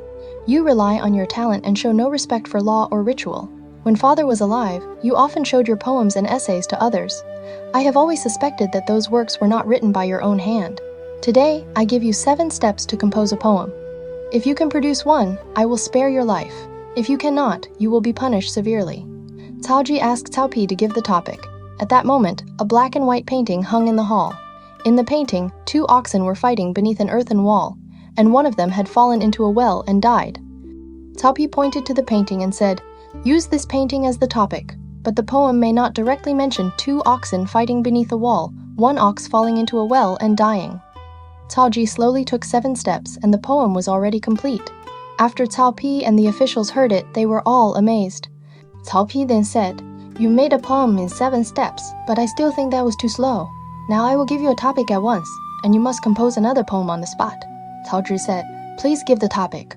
Cao Pi said, you and I are brothers. Use that as the topic, but the poem must not contain the words brother or brothers. Almost without thinking, Cao Zhi recited, beans are cooked by burning beanstalks. The beans weep inside the pot. We were born from the same root, so why burn each other in such haste? After hearing this, Cao Pi began to weep. Empress Dowager Bian also came out from the rear hall and cried, you are the elder brother. Why do you force your younger brother like this? Cao Pi quickly rose and said, it is only that state law cannot be ignored. He then ordered Cao Zhi demoted to Marquis of Anxiang. Cao Zhi bowed farewell, mounted his horse, and left. After Cao Pi took power, the laws and orders were renewed, and his pressure on Emperor Xian of Han became even harsher than it had been under Cao Cao. Soon, spies reported the news to Chengdu. Liu Bei was shocked after hearing it. He summoned the civil and military officials for discussion and said, Cao Cao is dead, and Cao Pi has succeeded him. His oppression of the Son of Heaven is even worse. Sun Quan of Eastern Wu has also submitted to Cao Wei. I want to attack Eastern Wu first to avenge Yunchang, and then pacify the Central Plains and destroy the rebels. Before he finished speaking, Liao Hua knelt and wept bitterly. He said, the deaths of Lord Guan and his son were truly the fault of Liu Feng and Meng Da. I beg that these 2 criminals be executed. Liu Bei immediately wanted to send men to arrest them. Kong Ming advised, we must not act too hastily. If we press them too hard, it may cause another change. We can first separate the 2 of them by promoting one to command a commandery, and then arrest them afterward. Liu Bei accepted the advice and sent an order transferring Liu Feng to guard Mianzhu. Peng Yang was very close to Meng Da. After hearing about this, he immediately wrote a letter and sent a trusted man to deliver it to Meng Da. But as soon as the messenger left the southern gate of Chengdu, he was caught by Ma Chao's patrol soldiers and taken to Ma Chao. After Ma Chao questioned him and understood the situation, he personally went to Peng Yang's home to test the truth. Peng Yang held a banquet for him. After several rounds of wine, Ma Chao deliberately said, in the past, the king of Hanzhong treated you well. Why has he gradually become cold toward you now? After drinking, Peng Yang spoke recklessly and cursed. That old fool is muddled and unjust. Sooner or later, I will make him pay. Ma Chao tested him further and said, I too have long been dissatisfied. Peng Yang then said, if you can raise the troops under your command and link up with Meng Da as outside support, I will command the Sichuan troops as the inner response. Then the great matter can be achieved. Ma Chao pretended to agree. After taking his leave, he immediately sent Peng Yang's words and the letter together to Liu Bei and explained the whole situation in detail. Liu Bei was furious and ordered Peng Yang thrown into prison for questioning. After entering prison, Peng Yang was filled with regret. Liu Bei asked Kong Ming how to handle him. Kong Ming said, this man may only be a wild scholar, but if he remains alive for long, he will surely bring disaster. So Liu Bei granted Peng Yang death in prison. Once Peng Yang died, the news reached Meng Da. Meng Da was terrified and did not know what to do. At that same time, the order transferring Liu Feng to Mianzhu also arrived. Meng Da quickly summoned the brothers Shen Dan and Shen Yi, the commandants of Shangyong and Fangling, to discuss the matter. He said, "I once assisted the king of Hanzhong together with Fa Shaoji. Now Fa Zhang is dead, and the king of Hanzhong no longer remembers old merit. Instead, he wants to harm me. What should I do?" Shen Dan said, "I have a plan that can keep the king of Hanzhong from harming you. We brothers have long intended to submit to Wei. You can write a memorial taking leave of the king of Hanzhong and turn yourself over to the king of Wei, Cao Pi. Cao Pi will certainly put you to use, and we brothers will then follow and submit to Wei as well." Meng Da was delighted. He immediately wrote the memorial and gave it to the envoy. That very night, he led more than 50 riders and defected to Wei. The envoy brought Meng Da's memorial back to Chengdu and reported that Meng Da had defected to Wei. Liu Bei opened the memorial and read it. In the memorial, Meng Da claimed that his merit was thin and his guilt heavy, and that he feared suspicion. He also cited examples such as Fan Li, Zhu Fan, Shen Shen, Wu Zixu, Meng Tian, and Yue Yi, saying that he was only recognizing the times, withdrawing to preserve his life. He also wrote, "When friends break ties, they do not speak evil words. When a minister leaves his lord, he does not speak words of resentment." After reading it, Liu Bei was furious. "This brute has betrayed me and still dares mock me with fine words." He immediately wanted to raise troops and capture Meng Da. Kang Ming advised, it would be better to first send Liu Feng to attack him and let two tigers fight. Whether Liu Feng wins or loses, once he returns, we can remove him with proper justification. In this way, both dangers can be eliminated. Liu Bei accepted the plan and sent men to Mianzhu, ordering Liu Feng to lead troops and arrest Meng Da. After receiving the order, Liu Feng led troops to attack Meng Da. At this time, Cao Pi was discussing state affairs when a close attendant suddenly reported, "The Shu General Meng Da has come to surrender." Cao Pi summoned Meng Da and asked, "Have you come here pretending to surrender?" Meng Da answered, "Because I failed to rescue Lord Guan, the king of Hanzhong wanted to kill me. I have come to surrender out of fear of punishment. I have no second thoughts." Cao Pi still half believed and half doubted him. Just then, another urgent report arrived, saying that Liu Feng had led 50,000 troops to Xiangyang and was specifically demanding to challenge Meng Da. Cao Pi said, "If you are truly loyal to me, then go to Xiangyang and bring back Liu Feng's head. Only then will I believe you." Meng Da said, "If I explain the danger and benefit to him, I can make him surrender without using troops." Cao Pi was delighted. He appointed Meng Da as cavalier attendant, general who builds martial power, Marquis of Pingyangting, and governor of Xincheng, ordering him to guard the region around Shenyang and Fancheng. Meng Da arrived at Shenyang and exchanged greetings with Yahoshang and Su Huang. Scouts reported that Liu Feng had set up camp 50 li outside the city. Meng Da then wrote a letter urging Liu Feng to surrender. After reading it, Liu Feng was furious. "This traitor has damaged the bond between my uncle and me, and now he comes to divide the bond between my father and me, placing me in a position of disloyalty and unfilial conduct." With that, he tore the letter apart and executed the envoy. The next day, Liu Feng led his army forward to challenge him. When Meng Da heard that Liu Feng had torn up the letter and killed the envoy, he was also furious and led troops out to fight. The two armies lined up. Liu Feng stood beneath the command banner and cursed, "Traitor to your state, how dare you still speak nonsense?" Meng Da cursed back, "Your death is already near, and you still do not understand." Liu Feng was enraged. He urged his horse forward and raised his blade, charging straight at Meng Da. After fewer than 3 exchanges, Meng Da retreated in defeat. Liu Feng pursued him for more than 20 li. Suddenly, with one shout, ambushed troops appeared from all sides. Shi Haoshang attacked from the left, Su Huang charged from the right, and Meng Da turned back to fight again. Attacked from 3 directions, Liu Feng suffered a crushing defeat and fled back to Shangyong overnight. When Liu Feng reached the walls of Shangyong, he called for the gates to be opened, but arrows rained down from the city. Shen Dan stood on the tower and shouted, "I have already submitted to Wei." Liu Feng was furious and was just about to attack the city, but pursuers arrived behind him, leaving him no place to stand. He had no choice but to flee toward Fangling. When he reached Fangling, he saw that the city walls were also covered with Wei banners. Shen Yi stood on the tower waving a flag, and Su Huang's troops also came charging out from behind the city. Liu Feng could not resist them and fled in panic toward western Sichuan, with only a little over 100 riders left around him. Liu Feng fled back to Chengdu. When he saw Liu Bei, he knelt and tearfully reported what had happened. Liu Bei shouted angrily, "You disgrace to the family! What face do you still have to come back and see me?" Liu Feng wept and said, "When my uncle was in danger, it was not that I did not want to rescue him. Meng Da blocked me in every possible way." Liu Bei became even angrier. You eat human food and wear human clothes. You are not made of wood or clay. How could you let a treacherous man control you?" He immediately ordered Liu Feng taken out and beheaded. After Liu Feng died, Liu Bei later heard that Meng Da had indeed written to persuade Liu Feng to surrender, and that Liu Feng had torn up the letter and killed the envoy. He then felt regret in his heart. Added to his grief over Guan Yu's death, Liu Bei became ill and bedridden. Because of this, he temporarily held his troops still and stopped all military action. Meanwhile, after the king of Wei, Cao Pi, succeeded to power, he promoted and rewarded the civil and military officials one by one. Then he led 300,000 troops south on an inspection tour to Qiao County in Pei, where he held a grand banquet and offered sacrifices to his ancestors, imitating Emperor Gaozu of Han, returning to his hometown. The local elders and people blocked the road to offer wine, and the scene was extremely lively. Just as the great ceremony was taking place, someone suddenly reported, "The Grand General Xiahou Dun is critically ill." Cao Pi immediately returned to Yi Commandery. By the time he arrived, Xiahou Dun had already died. Cao Pi wore mourning clothes for him and buried him with great honor. In the 8th month of that year, someone reported that a phoenix had appeared in Shi County. A Killian had appeared in Lindsay, and a yellow dragon had been seen in Yi Commandery. The palace gentleman Li Fu and the grand astrologer Su Ji discussed the matter and said, "These auspicious signs show that Wei should replace Han. We can arrange for the king of Wei to receive the abdication and have Emperor Xian of Han yield the realm to Cao Pi."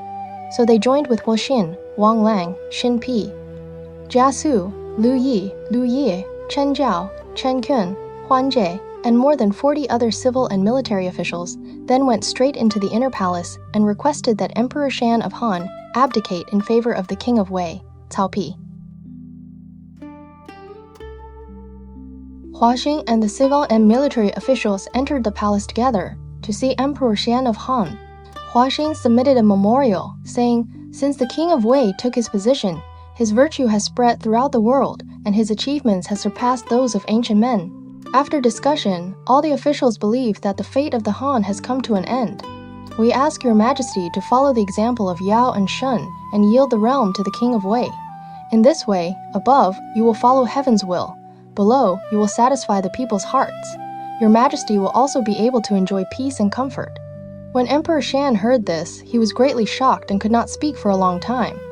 Then he wept and said, "I think back to the time when Emperor Gaozu held a 3-foot sword, killed the white snake, rose in rebellion, swept away Qin and Chu, and founded the Han realm. From then until today, the Han house has lasted 400 years. Though I have no great talent, I have committed no great fault.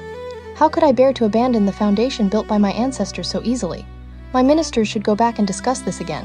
Seeing that Emperor Xian refused to agree, Hua Xin ordered Li Fu and Su Ji to come forward as witnesses. Li Fu said, "Since the king of Wei took his position, auspicious signs such as Kilin, phoenixes, yellow dragons, fine grain, and sweet dew have appeared again and again. This is heaven showing clearly that Wei should replace Han." Su Ji also submitted, "I have observed the stars at night. The imperial star of the Han has grown dim, while the stars of Wei shine brightly. This also matches the prophetic signs. In the prophecy, ghost at the side, joined with commission, forms the character Wei. Speech in the east, noon in the west forms the character Su. Two suns shining together forms the character Chang. This means the king of Wei will receive the Han abdication at Suchang." Emperor Shan said, "Auspicious signs and prophecies are nothing but empty and false words.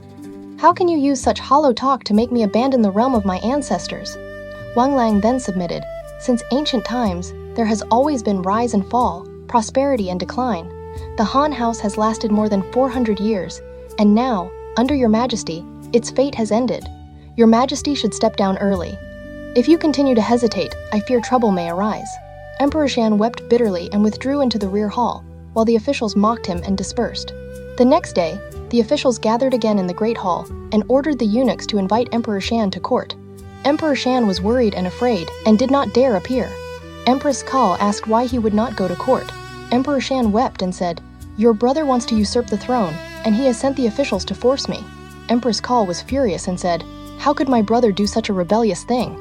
Before she finished speaking, Cao Hong and Cao Xiu entered the hall wearing swords and asked Emperor Shan to attend court. Seeing this, Empress Cao cursed angrily, "It is all you rebels colluding with usurpers for wealth and rank. In the past, my father's achievements towered over the world, yet he still did not dare seize the throne and call himself emperor. Now my brother has only just succeeded and he wants to usurp the Han. Heaven will not let you succeed." After speaking, she wept and entered the inner palace, and the attendants beside her all shed tears.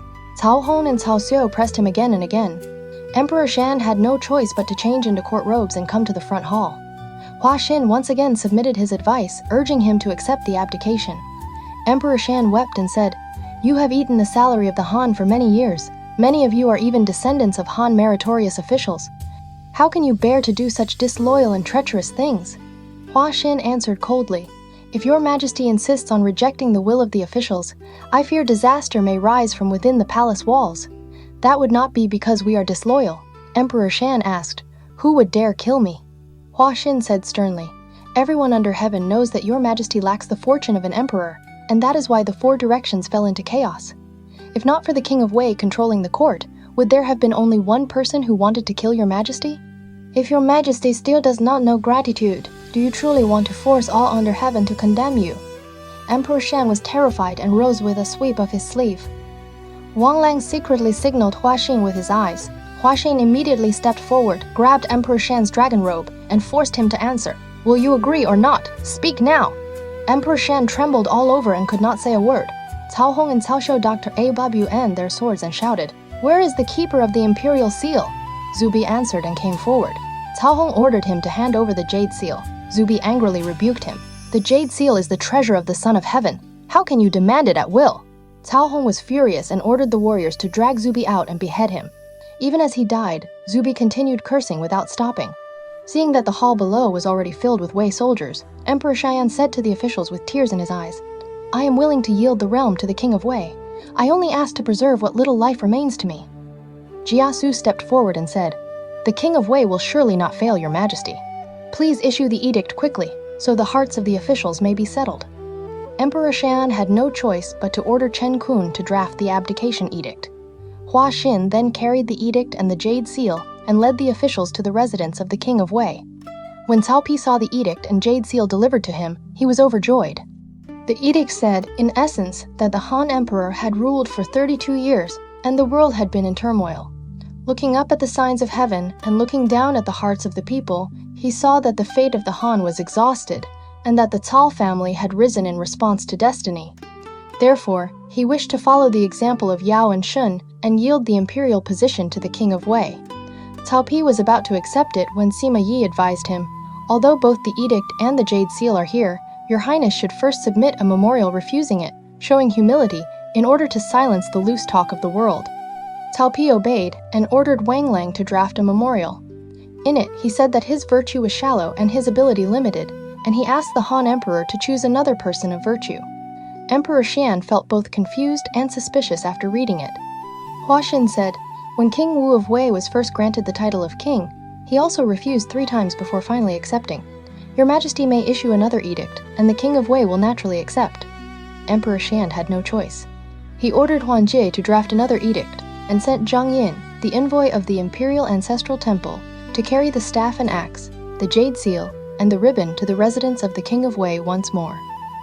Cao Pi received the second edict, but he still worried that later generations would accuse him of usurping the throne. Jia Zu offered a plan, saying, "Have Zhang Yin return the seal and ribbon to the Han Emperor. Then ask Hua Xin to advise Emperor Shan to build an abdication altar.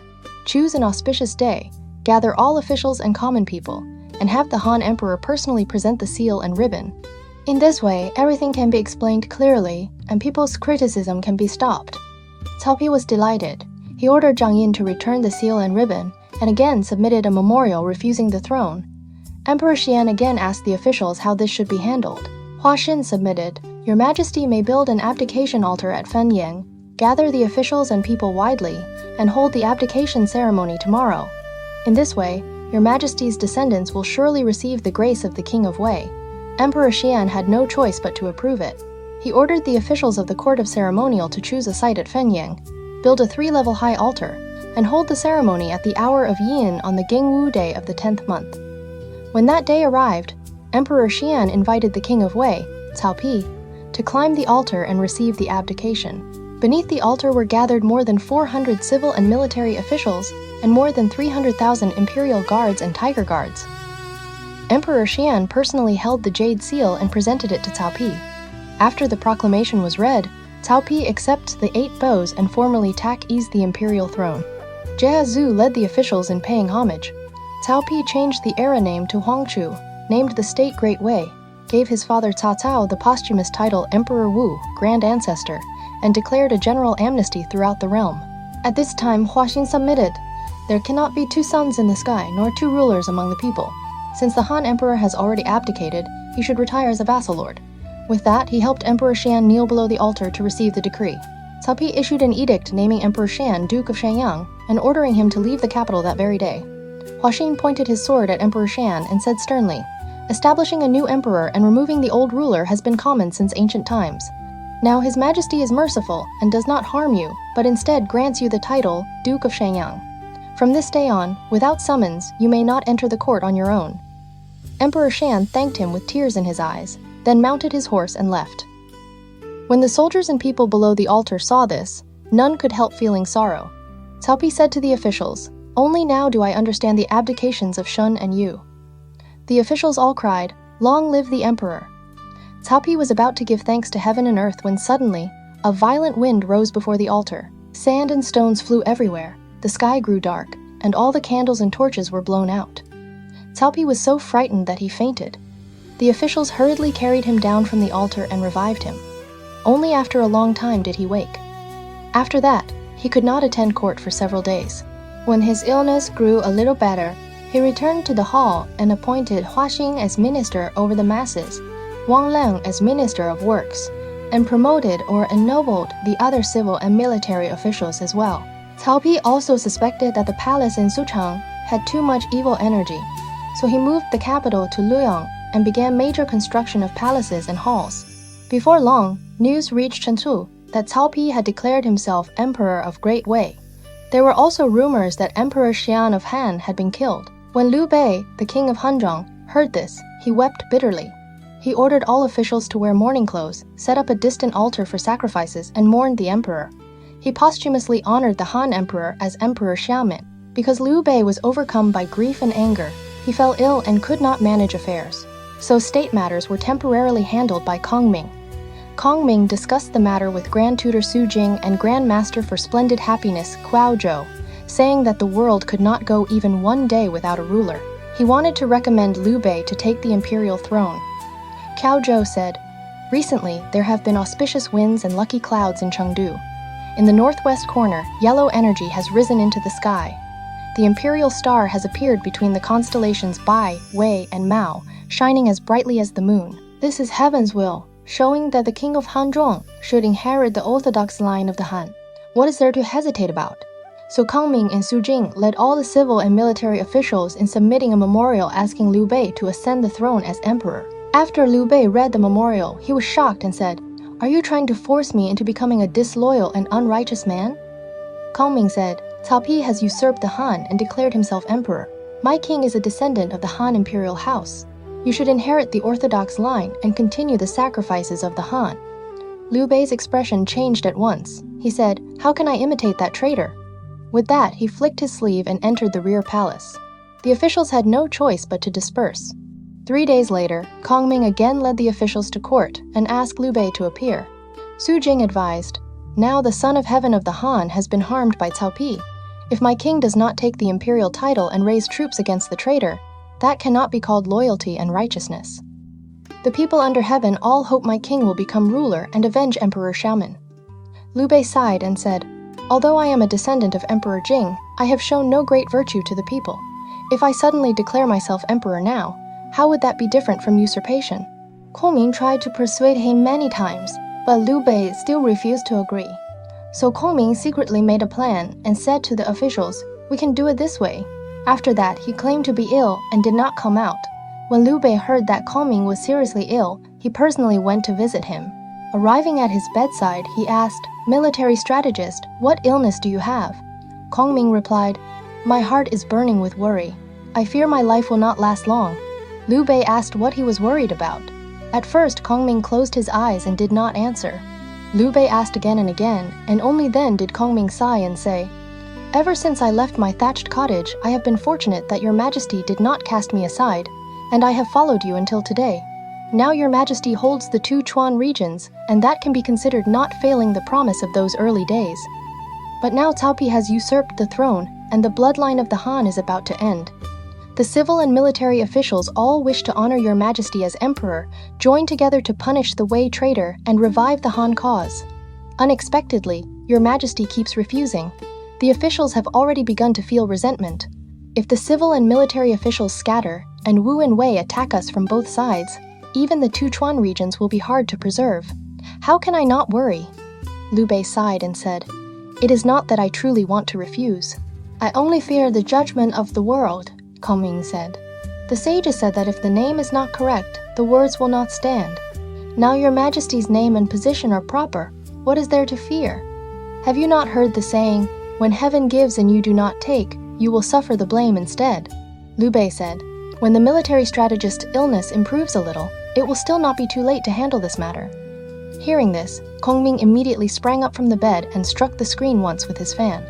The civil and military officials who had been hidden there in advance all entered together, bowed to the ground, and said, "Since your majesty has already agreed, please choose an auspicious day and perform the ceremony." Liu Bei was shocked. "The ones pushing me onto this path of unrighteousness are all of you." Gong'an said, "Since your majesty has already agreed, please choose an auspicious day and build an altar for the ceremony." He then escorted Liu Bei back to the palace, while ordering Dr. Su Xiai and remonstrance officer Meng Guang to take charge of the rites and build an altar south of Wudan Mountain in Chengdu. After everything was prepared, the officials stood in rows, and the carriages, guards, and ceremonial objects were all arranged. They invited Liu Bei to ascend the altar and offer sacrifice to heaven and earth. Qiao Zhou read the sacrificial text on the altar. Its meaning was that the Han had founded the realm and its destiny had lasted long. In the past, when Wang Mang usurped the throne, Emperor Guangwu had destroyed the traitor and restored the state. Now Cao Cao had killed the empress and harmed the ruler, and Cao Pi had usurped the sacred imperial vessel. The Han house was about to perish. Liu Bei, as a member of the Han imperial clan, had been unanimously supported by officials and people. He should inherit the imperial position, continue the foundation of the ancestors, personally punish the rebels, and bring peace to the world. After the sacrificial text was read, Gong'an led the officials in presenting the jade seal. Liu Bei received it, but still refused again and again. "I have no virtue and no talent. Please choose another person of virtue." Gong'an submitted. "Your majesty pacified the two Chuan regions and has clear achievements. You are also a member of the Han imperial house, so you should take the throne. Now that heaven and earth have already been informed, why refuse again?" The civil and military officials all cried, "Long live the emperor." Only then did Liu Bei accept the ceremony and ascend the throne. He changed the era name to the first year of Jiang Wu, made Lady Wu empress, made Liu Shan crown prince, named Lu Yong king of Lu and Lu Li king of Liang. Zhu Zhiliang became chancellor, Su Jing became minister over the masses, and the other officials were promoted and rewarded one by one. A general amnesty was declared throughout the realm. The soldiers and people of the two Chuan regions all rejoiced. The next day, court was held. After the civil and military officials completed their bows, they divided into two lines. Liu Bei issued an edict, saying, "Since I swore brotherhood with Guan and Zhang in the Peach Garden, we vowed to live and die together. Unfortunately, my second brother Yongchang was killed by Sun Quan of Eastern Wu. If I do not avenge this hatred, I will have betrayed the oath of that year. I will raise the entire strength of the state to attack Eastern Wu, capture Sun Quan alive, and avenge my second brother." Before he had finished speaking, one man stepped out from the ranks, bowed below the steps, and said, "This must not be done." Liu Bei looked and saw that it was Zhao Yun, general of Tiger Might. Cao Pi finally forced Emperor Shan of Han to abdicate and officially established Great Wei. From that moment on, the Han dynasty, which had lasted for 400 years, also came to its end in name. But Cao Pi believed he had gained the world, yet on the abdication altar, he suddenly encountered violent winds, the sky turned dark, and he was so frightened that he collapsed on the spot. That scene seemed to suggest that this abdication was not as proper and rightful as it appeared on the surface. When the news reached Chengdu, Liu Bei was filled with grief and anger. He hated Cao Pi for usurping the Han, and he also mistakenly believed that Emperor Shan of Han had been killed. so he posthumously honored Emperor Shan as Emperor Xiaomin. At the same time, Kong Ming and the officials also saw the moment clearly. They believed that the world could not go even one day without a ruler. Since Cao Pi had already usurped the Han, Liu Bei, as a member of the Han imperial clan, had to step forward, inherit the orthodox line, and continue the sacrifices of the Han house. Liu Bei refused again and again, fearing that he too would be seen by the world as a usurper. But under the repeated persuasion of Kong Ming and the officials, he finally ascended the altar, declared himself emperor, changed the era name to Zhang Wu, and established Shu Han. From that moment on, the three-way division of the realm was finally fully formed. In the north was Cao Pi the Great Wei, in the southwest was Liu Bei's Shu Han, and Jiangdong was still controlled by Sun Quan. But after Liu Bei had just become emperor, the first thing he wanted to do was not to march north against Cao Wei and punish the traitor who had usurped the Han. Instead, he wanted to raise the full strength of the state, attack eastern Wu, and avenge Guan Yu. At that moment, Zhao Yun was the first to step forward and say, "This must not be done." So why did Zhao Yun oppose Liu Bei's campaign against Wu? Would Liu Bei listen to Zhao Yun's advice? And this great war, ignited by the hatred of sworn brothers, would push the newly founded Shu Han into what kind of dangerous situation? We'll continue the story in the next episode. If you enjoyed today's episode, feel free to give the show a like, subscribe, and share it with someone you think would enjoy it too. Thank you for spending this time with me. I will see you in the next episode.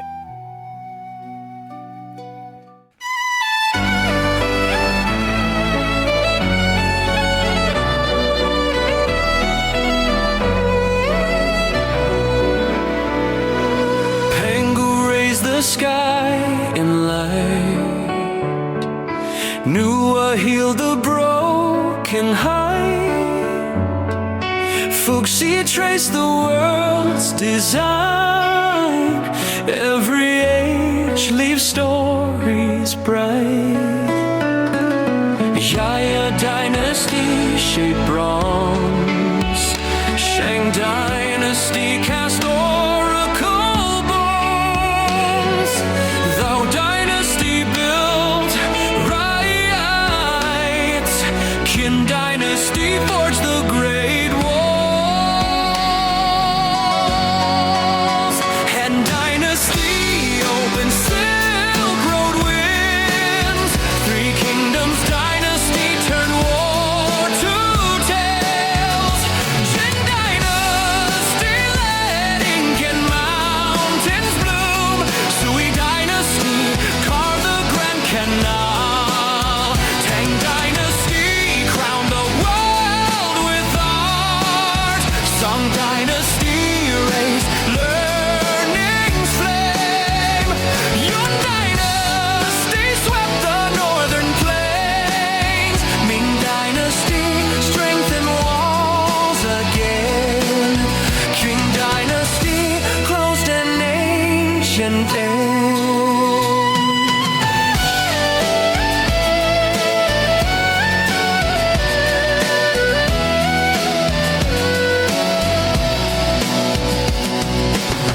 Every age leaves stories bright. History and myth ignite in endless light. China's history moves in mystery through the night. Footsteps of this land enchant the world in light.